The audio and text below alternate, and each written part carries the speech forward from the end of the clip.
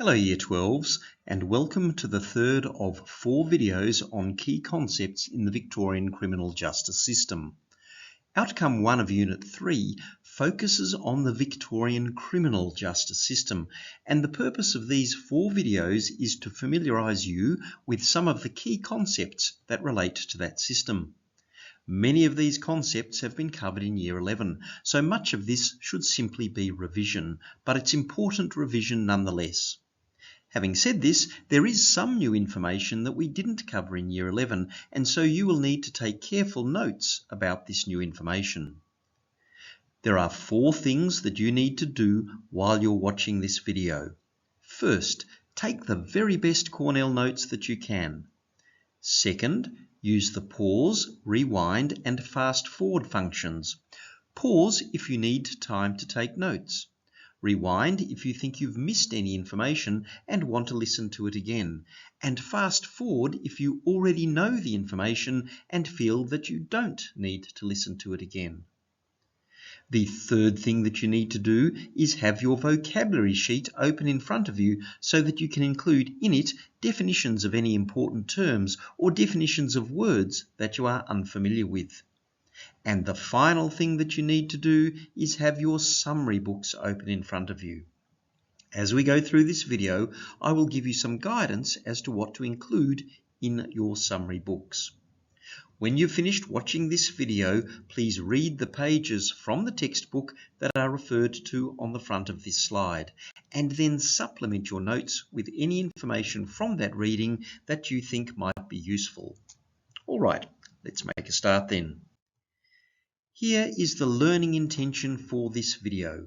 Write this learning intention down in your Cornell notes. This learning intention is that you should be able to describe and explain the presumption of innocence, the burden of proof, and the standard of proof. What I'd like you to do now is draw up a table in your summary books like the table on this slide. As we go through this video, you must complete this table by including in the left-hand column a description of each of the 7 features of the Victorian criminal justice system that uphold the presumption of innocence, and by including in the right-hand column an explanation of how each of these features upholds, that is, supports or is consistent with the presumption of innocence. You'll see that when I explain in this video how each of these features upholds the presumption of innocence, I use the counterfactual, if a person is presumed to be innocent, then.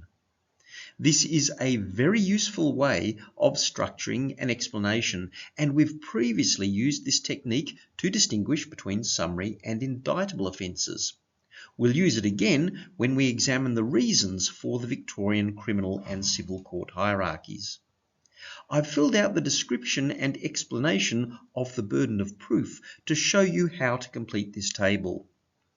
Note that while this table refers to 3 features, you will need to expand it in your summary book so that your table refers to all 7 features.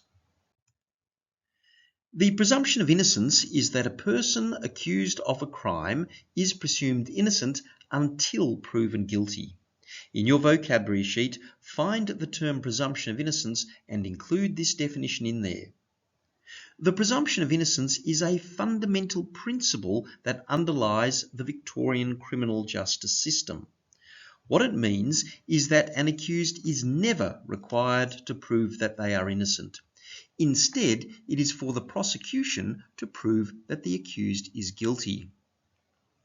The presumption of innocence is important so that the accused can have a fair trial.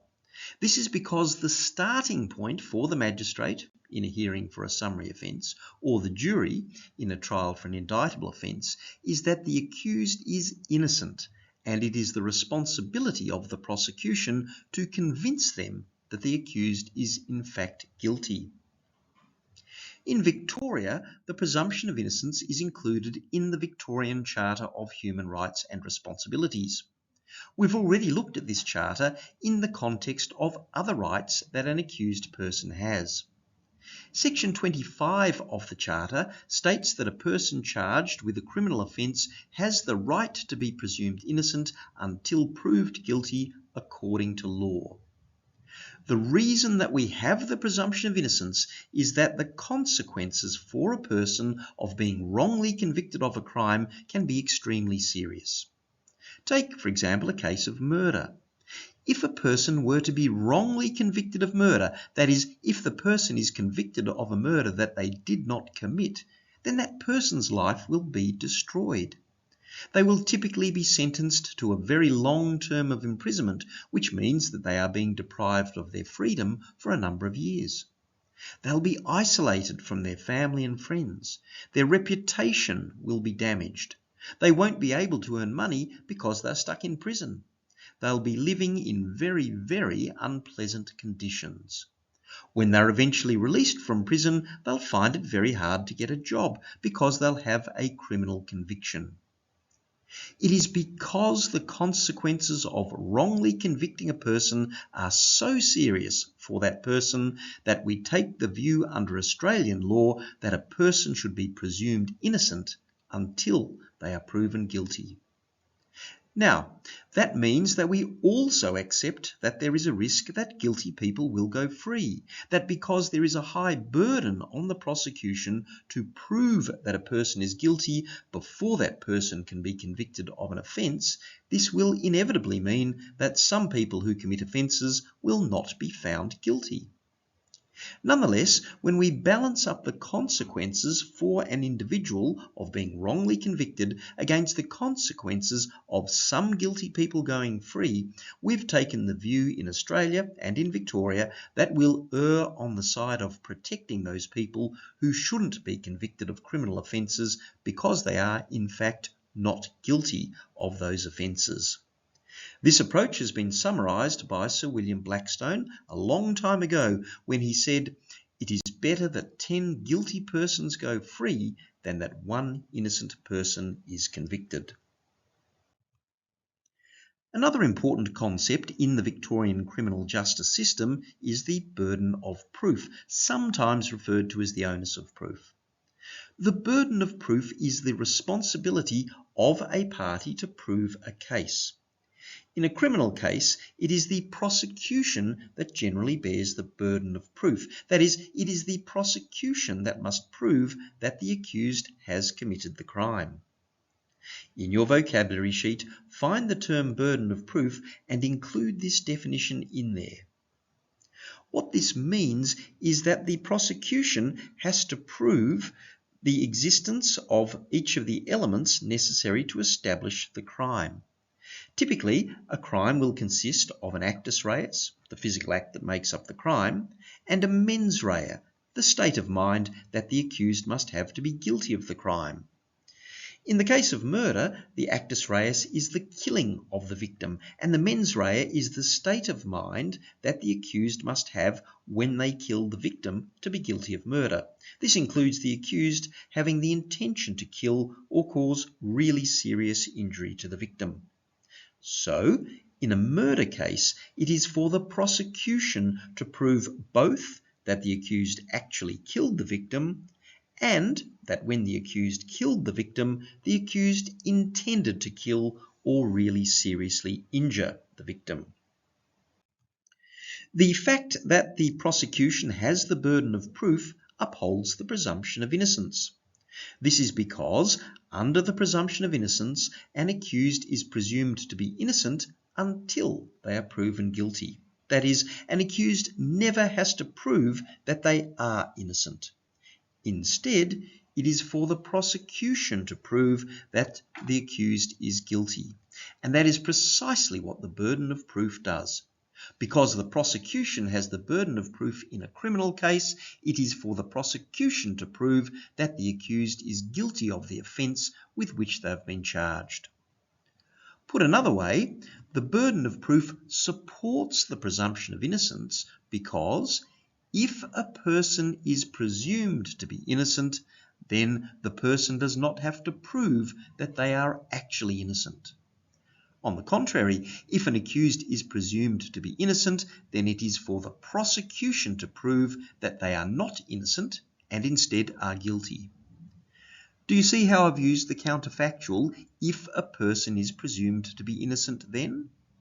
Look back at how I've completed the table to both describe the burden of proof and to explain how the burden of proof upholds the presumption of innocence using this counterfactual. This is what you need to do for the remaining 6 features of the criminal justice system. But don't worry, I'll help you to do this as we continue through the video. The next important concept in the Victorian criminal justice system that we need to look at is the standard of proof. The standard of proof is the strength of evidence needed to prove a case. In a criminal case, the prosecution must prove beyond reasonable doubt that the accused has committed the crime. That is, the standard of proof in a criminal case is beyond reasonable doubt.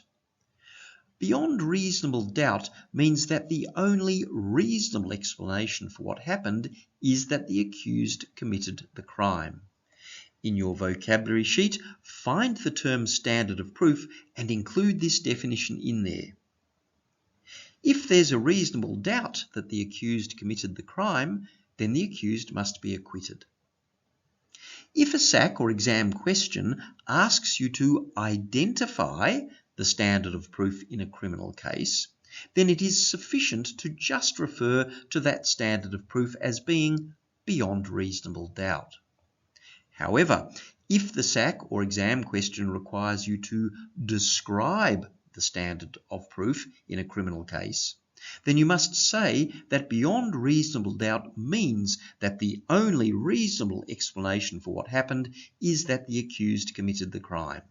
The word reasonable is critical.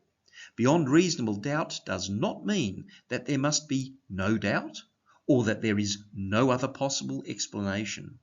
It means that there must be no reasonable doubt. Nonetheless, beyond reasonable doubt is a very high standard of proof. Let me give you an example. Suppose that there were 2 identical twins who lived next door to an old man. The twins held a party late into the night and had lots of loud music and lots of friends. This annoyed the old man, who called the police, and the police came and told the twins to turn the music down. The twins were very irritated and upset by this, so one of the twins went next door and bashed the old man to death. Now, the police don't know which of the twins actually killed the old man. So, when the first twin is brought to trial, that twin must be acquitted of murder because it cannot be proved beyond reasonable doubt that that twin actually committed the murder. An alternative reasonable explanation for what happened is that the other twin committed the murder. Similarly, if the second twin was brought to trial, then the prosecution would need to prove beyond reasonable doubt that that twin committed the murder.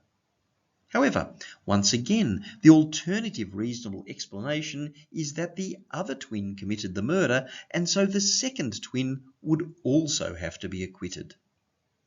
There is no doubt that one of the twins murdered the old man, but there is a reasonable doubt about which one of the twins committed the murder.